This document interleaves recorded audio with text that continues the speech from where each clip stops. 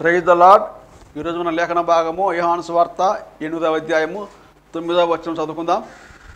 వారా మాట విని పెద్దవారు మొదలుకొని చిన్నవారి వరకు ఒకని వెంట ఒకడు బయటికి వెళ్ళిరి. ఆమేన్. దేవునికి స్తోత్రం. హల్లెలూయా. మన ప్రభువును ప్రియరక్షకుడైనటువంటి యేసుక్రీస్తు ప్రశస్తమైనటువంటి నామంలో మీ అందరికీ ప్రత్యేకమైన వందనాలు తెలియజేస్తున్నాను. Hallelujah. Praise the lord. Good morning. Have a nice day. ఈ దినమంతా మీ దేవుడు మీకు ఆశీర్వాదకరంగా మార్చునుగాక. గత దినాల్లో నడిపించిన దేవుడు ఇక ముందు కూడా మనల్ని చక్కగా నడిపిస్తాడని, అద్భుతంగా నడిపిస్తాడని, పగలు మేఘస్తంభంలాగా రాత్రి అగ్నిస్తంభంలాగా మన పితరులైన ఇశ్రాయేలు ప్రజల్ని అరణ్యములో 40 సంవత్సరాలు నడిపించిన దేవుడు. ఆయన నేను నడిపించి జనులను విసిగిపోయాను, నా వలన కాదు అని చెప్పే దేవుడు కాదు.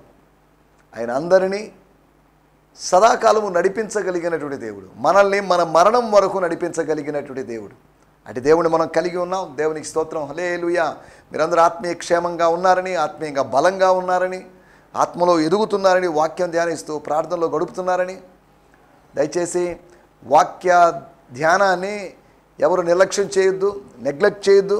ప్రతిరోజు అవసరమైతే ప్రతి పూట దేవుని వాక్యాన్ని ధ్యానించాల్సిందిగా మిమ్మల్ని ప్రేమపూర్వకంగా కోరుతున్నాను.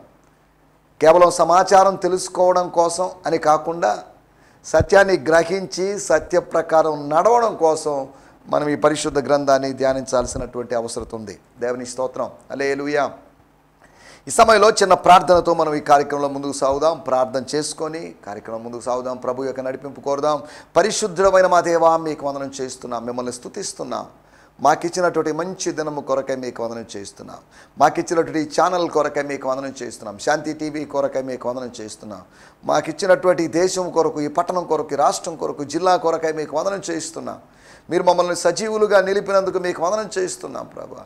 మా ఆయుష్ను పొడిగించినందుకు మీకు వందనం చేస్తున్నాం. ప్రమాదాల్లోంచి మీరు మమ్మల్ని తప్పించినందుకు మీకు వందనం చేస్తున్నాం. మా కష్ట నష్టాల్లో ప్రభా మమ్మల్ని విడిచిపెట్టక మా యావత్ బాధలో మీరు బాధ నొందిన దేవుడు అయినందుకు మీకు వందనం చేస్తున్నాం ప్రభా. అయా మాతో పాటు సహానుభవం కలిగిన దేవుడివి నాయన, అందును బట్టి మీకు వందనం చేస్తున్నాం. ఈ సమయంలో మీ మాటలు వినడానికి సిద్ధంగా ఉన్న ప్రజల కొరకై మీకు వందనం చేస్తున్నాం. మీరు వారితో ఏం మాట్లాడతారో నాకైతే తెలియదు. మీరు వారితో ఎలా మాట్లాడతారో, ఏ మాట వారి హృదయంలో చొచ్చుకొని పోతుందో, ఏ మాట ద్వారా వాళ్ళని మీరు కదిలిస్తారో నాకైతే తెలియదు. కానీ ప్రభువా, నేను కూడా వినేవాడిగా, ఒక శ్రోతగా మీ సన్నిధిలో నిలబడుకొని ఉన్నాను. మీ మాటలు మాకు వినిపించండి. నాకును ఈ కార్యక్రమం చూస్తున్న వారందరికీ వినిపించమని కోరుకుంటున్నాం ప్రభువా. దేవా మీకు వందనాలు. టీవీ సెట్ల ద్వారా, యూట్యూబ్ ద్వారా చూస్తున్న ప్రియులందరి కొరకే మీకు వందనం చెల్లిస్తూ, సకల ఘనత మహిమా ప్రభావాలు మీకు ఆరోపిస్తూ, మీ వాక్యము వెల్లడి అగుటితోటనే వెలుగు కలిగిన అటు ఆత్మ సంబంధమైన వెలుగు కలగలుగుతూ సహాయం చేయమని యేసుక్రీస్తు నామములోనే ప్రార్థించగలుగుతున్నాం పరమ తండ్రి. ఆమేన్, ఆమేన్, ఆమేన్. దేవునికి స్తోత్రం. హల్లెలూయా. ప్రార్థనలో ఏకీభవించినందుకు మీకు ప్రత్యేకమైన వందనాలు. మన సమయం మనకి ఇంకొక 23-24 నిమిషాల సమయం ఉంది. కొద్ది సమయాన్ని దయచేసి మీరు దేవుని సన్నిధిలో గడపడానికి ప్రయత్నం చేయాలని మిమ్మల్ని ప్రేమపూర్వకంగా కోరుతున్నా. ప్రార్థనాపూర్వకంగా ఆలకించండి. ఏదో పెద్ద ఎక్స్పెక్టేషన్తో, ఏదో అద్భుతమైనటువంటి మర్మాలతో కూడుకున్నటువంటి ప్రసంగం అని కాకుండా, దాంట్లో మర్మం ఉన్నా ఒకటే, లేకపోయినా ఒకటే, సువార్త ఉన్నా ఒకటే, లేకపోయినా ఒకటే, ఉపదేశం ఉన్నా ఒకటే, లేకపోయినా ఒకటే.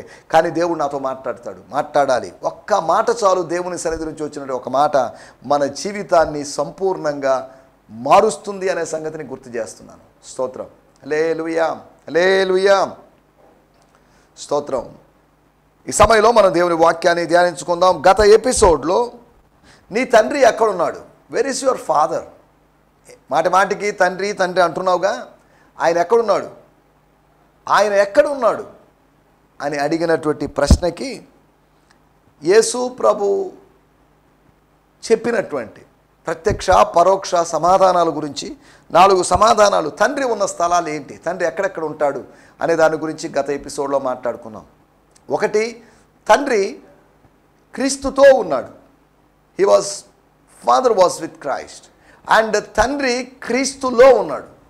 And the father is in Christ. అంతేకాకుండా మూడవదిగా ఆయన రహస్యమందు, రహస్య స్థలమందు, లేదు అంటే పరలోకమందు ఉన్నాడు. He's in heaven or he's in a secret place. స్తోత్రం, హల్లెలూయా. నాలుగవదిగా, ఎక్కడైతే దేవుని ప్రజలు, ఎక్కడైతే దేవుని బిడ్డలు, ఎక్కడైతే నీవు నేను ఆయన్ని ఒప్పుకుంటామో, ఆయన్ని కన్ఫెస్ చేస్తామో, ఆయన మన హృదయంలో స్వీకరించి, లేకపోతే ఆయన యొక్క ప్రభుత్వానికి, ఆయన యొక్క అధికారానికి లోబడతామో, ఒప్పుకుంటామో, కన్విన్స్ అవుతామో, అక్కడ ఆయన ఉంటాడు. ఒకడు నన్ను ప్రేమించినట్లా నా ఆజ్ఞలు గైకొంటాడు. వాడు గైకొన్నప్పుడు ఏం జరుగుతుందంటే, నా తండ్రి నేను కలిసి వచ్చి వారి యొద్ద నివాసం చేస్తాం, నా తండ్రి వస్తాడు అని యేసు ప్రభు చెప్పాడు. తండ్రి యొక్క నివాస స్థలము మనమేనని, తండ్రి యొక్క నివాస స్థలము క్రీస్తుతోనని, తండ్రి యొక్క నివాస స్థలము క్రీస్తులోనని, తండ్రి యొక్క నివాస స్థలము రహస్యమందని, పరలోకమందని మనం గత ఎపిసోడ్లో మాట్లాడుకున్నాం. దేవునికి స్తోత్రం, హల్లెలూయా. సమయంలో రండి మనం దేవుని వాక్యాన్ని ధ్యానించుకుందాం. ఈ కార్యక్రమం ఎవరైనా మొట్టమొదటిసారి చూస్తున్న వారు ఉన్నట్లయితే వారిని బట్టి నేను ప్రభు నామాన్ని మహిమపరుస్తున్నాను. ఆయా ప్రదేశాలకు వెళ్తున్నప్పుడు కొంతమంది చెప్తున్న మాటలు నాకు ఎంతో ప్రోత్సాహాన్ని ఇస్తున్నాయి. పాస్టర్లు కాపని కొంతమంది పాస్టర్ అమ్మలు, ఈ ఉదయకాలం కూడా పాస్టర్ గారు వచ్చి నాతో అన్నారు, అయ్యా మా పాస్టర్ గారు ఎప్పుడు మీ కార్యక్రమాన్ని చూస్తుంటారండి అంటే, మీరు చూడరా అని అడిగినప్పుడు ఆయన చెప్పిన మాట, నాకు టైం ఉండదు, నేను బయటకు ఏదో విజిటింగ్కో వాళ్ళని కలవడానికి వెళ్తానండి, కానీ మా పాస్టమ్మ గారు మాత్రం రెగ్యులర్గా కార్యక్రమాన్ని చూస్తుంటారని చెప్పారు. దేవునికి స్తోత్రం, హల్లెలూయా. ఈ కార్యక్రమాన్ని చూస్తున్నటువంటి అనేక మంది దేవుని సేవకులు ఉన్నారు, అంతేకాకుండా పాస్టమ్మలు ఉన్నారు, సేవలో ఉన్నటువంటి సహోదరులు ఉన్నారు. హైదరాబాదులోను, తెలంగాణలోను, ఆంధ్రాలోను, ఆయా ప్రదేశాల్లో ఈ కార్యక్రమాలు చూస్తున్న వారు ఉన్నారు.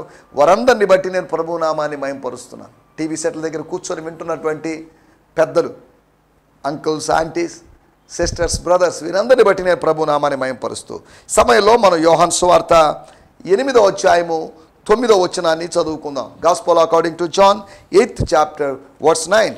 వారు ఆ మాట విని పెద్దవారు మొదలుకొని చిన్నవారి వరకు ఒకని వెంట ఒకడు వెళ్ళిరి. స్తోత్రం, హల్లెలూయా.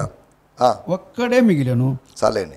Upon hearing that, her accusers slowly left the crowd, one at a time, beginning with the oldest to youngest, with convicted conscience. Upon hearing that, యేసు ప్రభు చెప్తున్న దాన్ని విన్న తర్వాత యేసు ప్రభు నేల మీద ఏదో రాస్తున్నాడు, దాన్ని చూసిన తర్వాత అని కాదు, her accusers slowly or gradually left the crowd, one at a time, beginning with the oldest to youngest, with a convicted conscience. ఒప్పించబడినటువంటి, స్తోత్రం, మనస్సాక్షితో, గద్దించబడినటువంటి మనస్సాక్షితో వాళ్ళు వెళ్ళిపోయారు అనే మాటను చూస్తున్నాం. అరామిక్ భాషలోని తర్జుమాలో the Aramaic can be translated starting with the priest, అనగా యాజకులతో ఆరంభమై, యాజకులు, పరిసయ్యులు, శాస్త్రులు, సామాన్యులు ఇలా ఒకరి వెంట ఒకరు వెళ్ళిపోయారు అనేటువంటి మాటను మనం చూస్తాం. ద ఫాదర్స్ లైఫ్ న్యూ టెస్టిమెంట్లోంచి కూడా నేను చదువుతున్నాను. యోహాను సువార్త 8వ అధ్యాయము. ఏ వర్షన్ అయినా ఇంచుమించు భావం ఒకటిగా ఉంటుంది, కొన్ని పదాలు తేడా ఉండొచ్చేమో, కానీ అంతా దీని ఎసెన్స్, దీని సమ్మరీ, దీని సారాంశం ఒకటే అనే సంగతిని మీకు గుర్తు చేస్తున్నాను. And when they heard it, being convicted by their consciences, went out one by one, beginning from the oldest even to the last. So Jesus was left with only the woman who was still there in the middle of everyone. దేవుని స్తోత్రం. అందరూ వెళ్ళిపోయారు అనగా, అందరూ వెళ్ళిపోయారు అంటే ఈ accusers వెళ్ళిపోయారు, నింద వేసిన వాళ్ళు వెళ్ళిపోయారు, పట్టుకొని వచ్చిన వాళ్ళు, తోడుకొని వచ్చిన వాళ్ళు వెళ్ళిపోయారు. కానీ బోధ వింటున్న వాళ్ళు ఉన్నారు కదా, ఒకవైపు బోధ వింటున్న వాళ్ళు, ఒకవైపు బోధించేవాడు, ఒకవైపు బోధను భంగపరిచిన వారు, అలా బోధన బట్టి 3 గుంపుల వారు ఉన్నారు. బోధతో సంబంధం లేకుండా బోధలో నుంచి కలిగే ఆశీర్వాదం అయినటువంటి క్షమాపణ కోసం ఎదురు చూస్తున్నటువంటి సింగిల్ ఉమెన్, లేకపోతే ఒక స్త్రీని, ఒంటరి స్త్రీని మనం అక్కడ చూస్తున్నాం. వీళ్ళు వెళ్ళిపోయారు, ఆ స్త్రీ ఒకతే మిగిలింది, యేసు కూడా ఒక్కడే మిగిలాడు. అనగా ఆయన శిష్యులు ఏమయ్యారు మరి మనకు తెలియదు. 6వ అధ్యాయం తర్వాత శిష్యుల యొక్క ప్రస్తావన మనకు కనిపించదు. వాళ్ళలో కొంతమంది కంటిన్యూ అవుదామా వద్దా, ఆగిపోదామా వద్దా, ఆగిపోదామా సాగిపోదామా అన్నట్టు ఆలోచిస్తూ ఉండినవచ్చు. సరే, ఏదేమైనప్పటికీ దాంట్లోకి వెళ్ళడం లేదు. యేసు ఒక్కడే మిగిలెను. యేసు ఒక్కడే మిగలడం ఆయనకి కొత్త కాదు. యేసు ఒంటరిగా మిగలడం ఆయనకి కొత్త కాదు, ఆయనకు అలవాటే. యేసు ఒంటరిగా ఉండి భయపడేవాడు కాదు, ఏకాంతానికి భయపడేవాడు కాదు, ఒంటరితనానికి భయపడేవాడు కాదు. ఈ రోజులో ఒంటరితనానికి ఏకాంతానికి భయపడేవాటి వాళ్ళు ఉన్నారు. కానీ ఒంటరితనమైన, సామూహికమైన, సహవాసమైన, జీవనమైన కానీ ఆయన భయపడేవాడు కాదు. తన తండ్రితో ఆయన ఒంటరిగా ఉన్నాడు. తండ్రితో ఒంటరిగా ఉండడం ఏంటండి? తండ్రి ఉన్నాడు కదా, మళ్ళీ ఒంటరి ఏంటి? అదే నేను చెప్తున్న మాట. ఆయన ఒంటరివాడు కాదు. ఇంతకుముందు కూడా ఇక మీదట ఒంటరివి కాదు, ఒంటరి దానివి కాదు అనేటువంటి ఒక సందేశాన్ని గత దినాల్లో మనం మాట్లాడుకున్నాం. స్తోత్రం, హల్లెలూయా. మన టైటిల్ కాస్త వ్యత్యాసంగా ఉంది, తేడాగా ఉంది. మన టైటిల్, మనం చదువుకున్న మూలవాక్యం యోహాను సువార్త 8వ అధ్యాయం 9వ వచనం. కానీ మన టైటిల్ వచ్చేసి రాలిన పూలు. ఎక్కడ రాలాయి? ఏం పూలు రాలాయి? ఒలీవ చెట్టులో నుంచి పూలు ఏమైనా రాలాయా? అంజూరపు చెట్టు నుంచి పూలు రాలాయా? ఏంటి రాలిన పూలు అనే దాని గురించి మనం కొద్దిగా జాగ్రత్తగా ఆలోచించాలి. ఈ మాటలు చెప్పినప్పుడు ఆ పూలు రాలడానికి కారణం, పూలు అంటున్నప్పుడు అక్షరార్థంగా పూలను గురించి నేను మాట్లాడడం లేదు. రాలిన పూలు అంటే రాలిన రాళ్ళు పూలు. రాళ్ళు అనేటువంటి పూలు ఆ నిందలు వేసినటువంటి వారి అక్యూజర్స్ చేతిలోంచి జారిపడ్డాయి. వాళ్ళ చేతులే చెట్ల కొమ్మలు లాంటివి అనుకుంటే వాళ్ళ చేతిలో ఉన్నటువంటి రాళ్ళు, వాళ్ళ చేతిలో రాళ్ళు పూలుగా పూసాయి అని చెప్పొచ్చు. జాగ్రత్తగా అర్థం చేసుకోవాలి ఈ ఇమాజినేషన్ని. రాలిన పూలు, రాలిన రాళ్ల పూలు. మనం కూడా మన చేతిలో కూడా, మన నోటిలో కొన్నిసార్లు బూతులో, కొన్నిసార్లు కఠినమైన మాటలు అవి పూస్తూ ఉంటాయి, అనగా బయటకు వస్తూ ఉంటాయి, అనగా కనిపిస్తూ ఉంటాయి, పరిమళిస్తూ ఉంటాయి. రాలిన పూలు అంటున్నప్పుడు రాళ్ళను ఉద్దేశించే పూలు అన్నాను కానీ, రాళ్ళు అనే పూలు అన్నానే కానీ అక్షరార్థమైనటువంటి పూలు రాలయ్యని అనలేదు. ఈ మాట చెప్పినప్పుడు కీర్తన గ్రంథము 29వ అధ్యాయము 9వ వచనంలో మనం గమనిస్తే, యెహోవా యొక్క స్వరము అనగా దేవుని యొక్క స్వరము, అనగా యేసు తండ్రి యొక్క స్వరం ఎలాంటిది, ఆ స్వరము చేసే పనుల గురించి అక్కడ ప్రస్తావించబడింది. 29వ అధ్యాయము 9వ వచనం. యెహోవా స్వరము, యెహోవా స్వరము లేళ్లను ఈనజేయును, లేళ్లను ఈనజేయును, అది ఆకులు రాల్చును, ఆకులు రాల్చును. చల్లండి sir. God's mighty voice makes a deer to give birth. అంతేకాకుండా second part, his thunder bolt voice అనగా ఉరుము లాంటి స్వరం, ఆయన స్వరం. Lays the forest bare in his temple all fall before him with each one shouting glory glory the God of glory. రెండో భాగంలో his thunder bolt voice lays the forest bare, అడవినంతా నగ్నంగా మారుస్తుంది, దిగంబరంగా మారుస్తుంది. ఇదేంటిది? అడవిని దిగంబరంగా మార్చడం ఏంటి? అనగా కొన్ని తర్జుమాల్లో చెట్ల యొక్క చర్మాలను ఒలిచేటట్టు చేస్తుంది అని, చెట్ల యొక్క ఆకులను రాలేటట్టు చేస్తుందని. మనిషి చేతిలో నుంచి, నిందలు వేసిన వారి చేతిలో నుంచి పువ్వు రాలినట్లుగా రాళ్ళు రాలాయి. స్తోత్రం, హల్లెలూయా. యెహోవా స్వరము ఆకులను రాలజేస్తుంది. ఆకు రాలిందంటే అది బాగా పండింది కాబట్టి ఆకు రాలింది. ఆకు రాలుతున్నప్పుడు ఇది వసంతకాలం అని అర్థం చేసుకుంటాం. కొత్త చిగురు రాబోతుంది, కొత్త ఆకు రాబోతుందని మనం అర్థం చేసుకుంటాం. అలాగే మన జీవితంలో కూడా కొన్ని రాలినప్పుడు కొన్ని కొత్త చిగురులు వస్తాయి, ఒక వసంతం వస్తుంది, ఒక ఆత్మ సంబంధమైన వసంతం వస్తుంది. మనం గుర్తుపెట్టుకోవాల్సిన విషయం, కొన్ని రాలాల్సినవి రాలాలి, కొన్ని రాలాల్సినవి రాలితేనే రావాల్సినవి వస్తాయి. రాలాల్సినవి రాలినప్పుడు రావాల్సినవి రావు. రిటైర్డ్ అయ్యేవాళ్ళు రిటైర్డ్ అవుతుంటారు, కానీ అదే సమయంలో రిక్రూట్ అయ్యేవారు రిక్రూట్ అవుతూనే ఉంటారు. ఇదొక ప్రాసెస్. కొత్త నీరు వస్తుంది, పాత నీరు పోతుంది. అనగా సంఘంలో కొత్త విశ్వాసులు వస్తారు, పాత విశ్వాసులు వెళ్ళిపోవాలని కాదు. కొత్త పాత అనేది పక్కన పెట్టినప్పటికీ అందరూ కలిసి సంఘంలో పని చేయాలి, అందరూ కలిసి సంఘంలో సఖ్యంగా ఐక్యంగా ఉండాలి. రాలిన పూలు అంటున్నప్పుడు యోహాను సువార్త 8వ అధ్యాయము 59వ వచనంలో మనం గమనిస్తే, కాబట్టి వారు ఆయన మీద రువ్వుటకు రాళ్ళు ఎత్తిరి గాని యేసు దాగి చేతులు దించి రాళ్ళు దించిన వాళ్ళు, రాళ్ళు పారవేసిన వాళ్ళు, మళ్ళీ ఈ సందర్భంలో వచ్చేసరికి అధ్యాయ ఆరంభంలో రాళ్ళు ఎత్తిన వారు, అధ్యాయపు చివరిలో రాళ్ళు దించేసిన వారు, లేకపోతే రాళ్ళు దించిన వారు అధ్యాయపు ఆరంభంలో కనిపిస్తే రాళ్ళు ఎత్తిన వారు అధ్యాయపు చివరిలో కనిపిస్తుంది. కాబట్టి వారు స్తోత్రం ఆయన మీద రువ్వుటకు రాళ్ళు ఎత్తిరి గాని యేసు ఈ దేవాలయముల నుండి బయటికి వెళ్ళిపోయాను. స్తోత్రం స్తోత్రం. ఆ స్త్రీ మీద రాళ్ళు వేయడానికి సాహసించలేదు, కానీ ఆ స్త్రీని సమర్థించి, ఆ స్త్రీకి స్వాతంత్రం ప్రకటించి, ఆ స్త్రీకి శిక్ష పడనివ్వకుండా చేసినటువంటి యేసును వాళ్ళు రాళ్లతో కొట్టి చంపాలనుకున్నారు. యోహాను సువార్త 10వ అధ్యాయములో స్తోత్రం 31వ వచనం నుంచి మనం గమనిస్తే, యూదులు ఆయనను కొట్టబలనని మరలా రాళ్ళు చేత పట్టుకొనగా 32వ వచనం, యేసు తండ్రి యొద్ద నుండి అనేకమైన సూచక క్రియలు, లేకపోతే క్షమించండి, అనేకమైన మంచి క్రియలు మీకు చూపితిని, వాటిలో ఏ క్రియ నిమిత్తం నన్ను రాళ్లతో కొట్టుదురని వారిని అడిగాను. తర్వాత 33వ వచనం, అందుకు యూదులు, అందుకు జూస్, నీవు మనుషుడవై ఉండి దేవుడనని చెప్పుకొనుచున్నావు. చదవండి, ఇక్కడ ఇంపార్టెంట్ మాట, ఇక్కడ ఆగుదాం ఒక్క నిమిషం. నీవు మనుషుడవై ఉండి దేవుడవని చెప్పుకొనుచున్నావు. మరలా ఎంఫసైజ్ చేస్తున్నాను, మరలా నొక్కి చెప్తున్నాను, నీవు మనుషుడివి.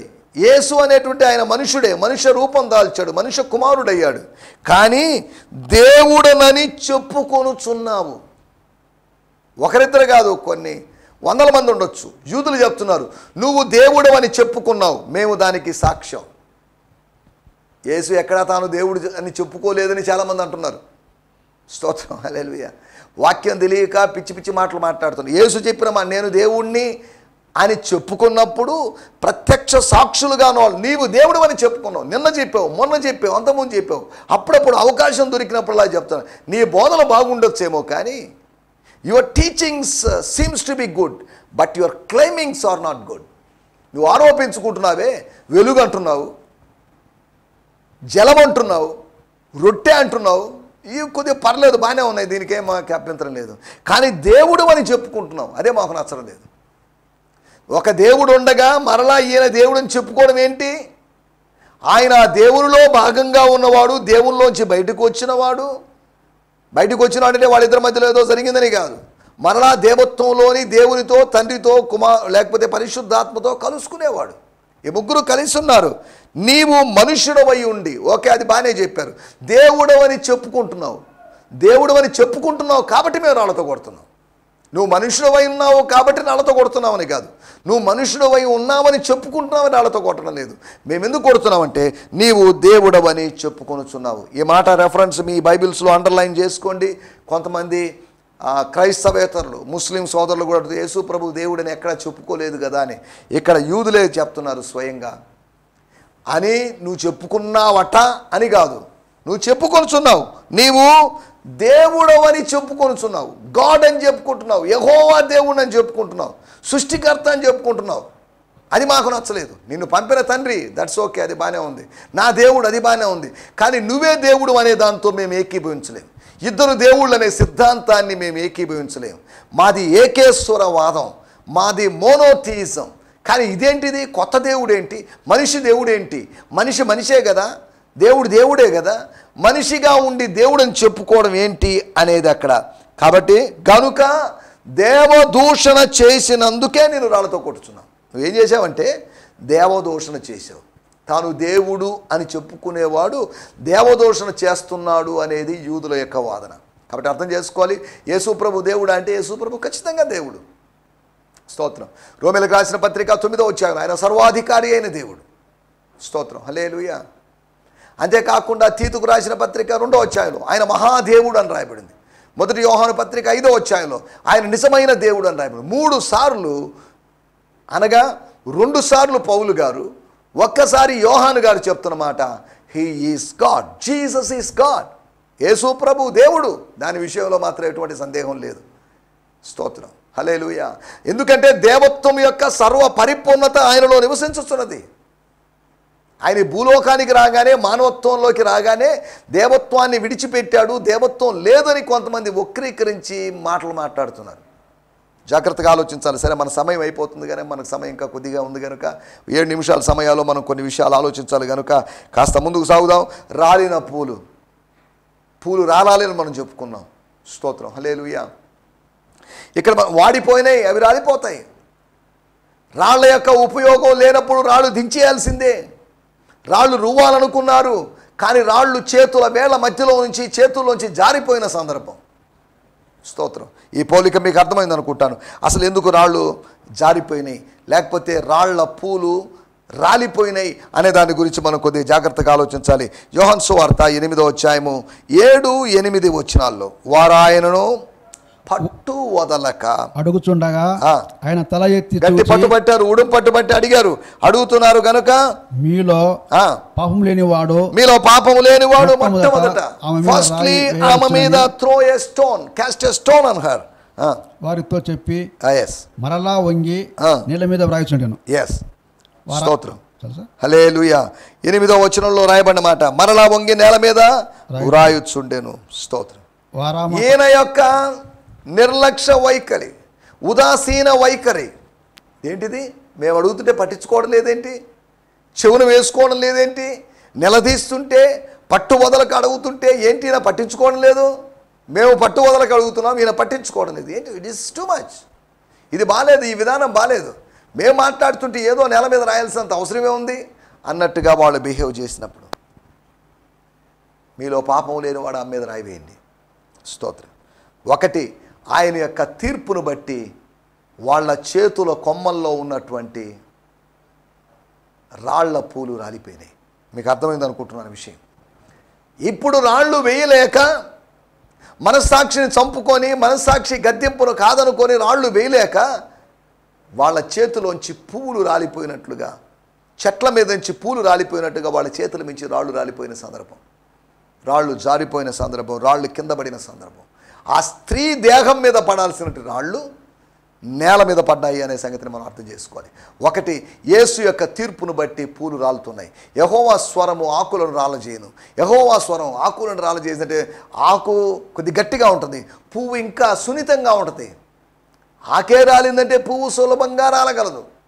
ఇక్కడ గమనించాల్సిన విషయము ఆయన యొక్క తీర్పును బట్టి ఈ పూలు రాలిపోయినాయి. రాలిన పూలు రాలడానికి కారణం యేసు యొక్క తీర్పును బట్టి, యేసు యొక్క జడ్జిమెంట్ను బట్టి, ఆత్మ సంబంధంగా శరీరానుసారంగా కాకుండా ఆయన చేసిన తీర్పును బట్టి అని మనం అర్థం చేసుకోవాలి. రెండో విషయాన్ని నేను మీకు జ్ఞాపకం చేస్తాను. యోహాను సువార్త 8వ అధ్యాయము 20వ వచనం. ఆయన దేవాలయములో బోధిస్తుండగా, దేవాలయములో బోధన చేస్తుండగా, టీచింగ్ చేస్తుండగా కానుక పెట్టిన చోట ఈ మాటలు చెప్పాడు. ఆయన గడియ ఇంకను రాలేదు గనుక, ఇంకా రాలేదు గనుక ఎవడును ఆయనను పట్టుకొనలేదు. స్తోత్రం. ఆయన ఎందుకు పట్టుకుంటారు? పట్టుకొని ఏం చేస్తారు? స్తోత్రం. And no one dare to arrest him for it was not at his time to surrender to men. మనుషుల చేతికి, దుష్టులైన మనుషుల చేతికి, తమలాంటి వారి చేతికి అప్పగించడానికి సమయం కాదది. ఆయన సమయం ఇంకా రాలేదు. ఆయన్ని మీరు పట్టుకోవాల్సిన అవసరం లేదు. మీరు పట్టుకున్నట్లుగా ఆయన తనను తాను అప్పగించుకుంటాడు. స్తోత్రం. ఆయనే స్వయంగా సమయమైనప్పుడు అప్పగించుకుంటాడు. రెండో విషయము, ఆయన బోధను బట్టి ఆయన మీద రాళ్ళు వేయాల్సిన సందర్భం వచ్చినప్పటికీ ఆయన బోధను బట్టి మాట్లాడలేక మౌనంగా ఉండిపోయి వాళ్ళు అక్కడి నుంచి వెళ్ళిపోయిన సందర్భం అనేది అని అర్థం చేసుకోవాలి. నిరుత్తరులై నిష్క్రమించినటువంటి సందర్భం, నిందలు వేసిన వారు నిరుత్తరులై నిష్క్రమించినటువంటి, నిర్గమనం చేసినటువంటి సందర్భం అదే అనే సంగతి. అనగా వాళ్ళ చేతిలో రాళ్ళు పూలలాగా రాలిపోయాయని దీన్ని బట్టి అర్థం చేసుకోవచ్చు. రెండోది, ఆయన యొక్క బోధను బట్టి, due to his teaching. Number 1, due to his judgement. రెండోది, due to his teaching on exhortation. స్తోత్రం, హల్లెలూయా. ఆ పూలు రాలిపోయాయి. The flowers has been fallen, పడిపోయినాయి, రాలిపోయినాయి. పూలు రాలిపోయినాయి. రాళ్ల పూలు ఈయన కొట్టాలనుకున్నాను, ఎలాగైనా రివెంజ్ తీర్చుకోవాలి, ఎలాగైనా ప్రతీకారం తీర్చుకోవాలి. స్తోత్రం. యేసు మీదకి తరచుగా వాళ్ళు రాళ్లతో కొట్టి చంపాలి. యోహాను సువార్త 11వ అధ్యాయంలో కూడా మనం ఈ మాటలు చూడగలం. ఇప్పుడు సమయం లేదు కనుక వాటిలోకి వెళ్ళలేదు. మూడో విషయాన్ని నేను మీకు జ్ఞాపకం చేస్తాను. యోహాను సువార్త 8వ అధ్యాయము 30వ వచనం. ఆయన ఈ సంగతులు మాట్లాడుతుండగా అనేకులు ఆయన యందు విశ్వాసం ఉంచారు. అనేకులు, కొందరు కాదు, వెళ్ళిపోయిన వాళ్ళు వెళ్ళిపోయారు, ఉన్నవాళ్ళు ఉన్నారు, ఉన్న వాళ్ళలో అనేకులు. స్తోత్రం, హల్లెలూయా. These words caused many respected Jews to believe in him. ఇక్కడ ఎక్స్ట్రాగా చేర్చబడినటువంటి పదం. These words caused many respected, గౌరవనీయమైన ఘనమైనటువంటి యూదులు, noble Jews, respected Jews to believe him. యేసును విశ్వసించడానికి ఇప్పుడు ఒక అవకాశం దొరికింది. యేసును నమ్మడానికి ఒక కారణం. రెస్పెక్టెడ్ జ్యూస్, అందరు కాదు, ఒక ఆర్డినరీ జ్యూస్ అని కాదు, ఘనమైనటువంటి, ఇంకా చెప్పాలంటే విఐపి లాంటి జ్యూస్ అని అర్థం. వాళ్ళు విఐపీలని ఖచ్చితంగా అనడం లేదు, కానీ ఆ మాటకు నేను సమాంతరమైన పదం ఉపయోగించానంతవరకే. దేవునికి స్తోత్రం, హల్లెలూయా. 30వ వచనం చదువుతున్నాను. As he spoke these things many believe in to him. స్తోత్రం.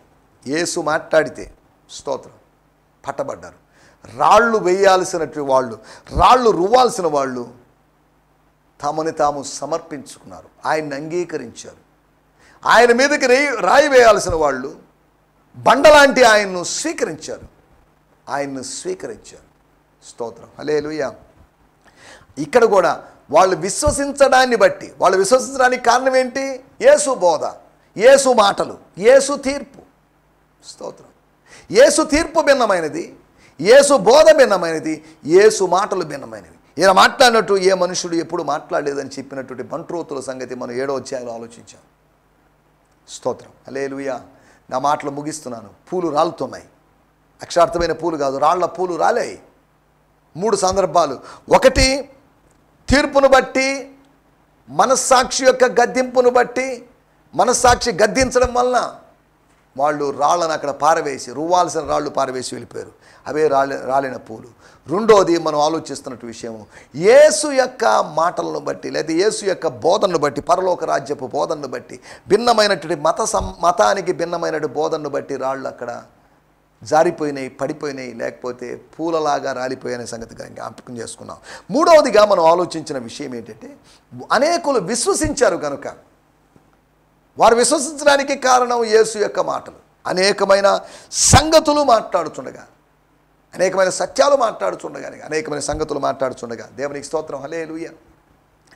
నా జీవితంలో కూడా రాళ్ళు రువ్వే అనుభవం కాదు, రాళ్ళు జార్చేసి, పూలలాగా నిందలు, అవమానాలు, లేదా వీటన్నిటిని జార్చేసుకొని, రాల్చేసుకొని ముందుకు సాగాల్సినట్టు అవసరం ఉంది. స్తోత్రం. అటువంటి రాలిన పూల అనుభవం ఈ రోజుల్లో సేవకుల మీద రాళ్ళు రువ్వుతున్నారు. అటువంటి సందర్భాల్లో విరోధులైన వారి యొక్క చేతిలోని రాళ్ల పూలు జారిపోవాలని కోరుకుంటూ నా మాటలు ముగిస్తున్నాను. దేవునికి స్తోత్రం, హల్లెలూయా. ప్రభు చిత్తమైతే రేపు ఉదయకాలం ఇదే సమయంలో కలుసుకుందాం, ఇదే సమయంలో ఇదే ఛానల్లో కలుసుకుందాం. స్తోత్రం, హల్లెలూయా. ప్రభు మిమ్మల్ని దీవించునుగాక. ఈ సందేశము మీకు ఆశీర్వాదకరంగా ఉందని నమ్ముచున్నాము. ప్రార్థన అవసరతల కొరకు మమ్మల్ని సంప్రదించవలసిన మా చిరునామా గిద్యోన్ మిషన్ చర్చ్, 6వ వీధి, శాంతినగర్, నెల్లూరు 4, ఆంధ్రప్రదేశ్. పిన్ 524004. మా ఫోన్ నంబర్లు 7036443613, మరి ఒక నంబర్ 9392293010. మా ఈమెయిల్ ఐడి gfihmi2015@gmail.com.